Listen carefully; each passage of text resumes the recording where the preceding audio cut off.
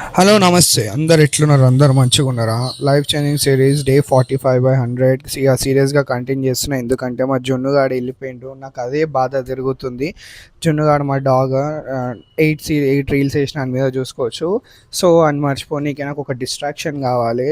ఇప్పటి నుంచి నేను everyday till 30 days everyday 100 push-ups చేస్తా. నా లైఫ్లో ఒక సింగిల్ పుషప్ కొట్టడానికి రాకపోతుండే ఒక నీ పుషప్స్తో స్టార్ట్ చేసిన 45 days కింద.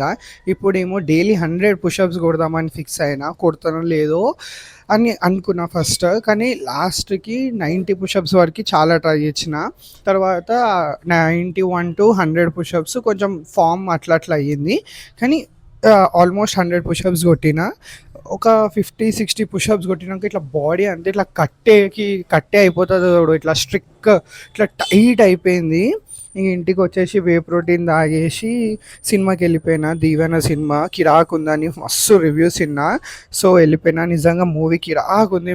మీరు మిస్ అయితే మాత్రం పక్కా థియేటర్లో చూసే మూవీ అది.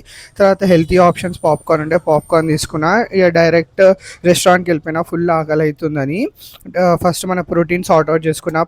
చిల్లీ పన్నీర్ తీసుకున్నానికి ఆయిల్ తక్కువ ఏమని చెప్పిన ఆయన నింపిండు. తర్వాత జీరా రైస్ దాల్ తడకా తీసుకున్నాను, ఎందుకంటే దాల్లో అయితే ప్రోటీన్ ఉంటుంది కాబట్టి. నేను వెళ్ళింది Bhagyalakshmi restaurant. Neat and hygiene ఉంటుంది, ప్యూర్ వెజ్. అండ్ లాస్ట్కి చార్జ్ తాగి బిల్లు కట్టేసి వెళ్ళిపోయిన ఇంటికి.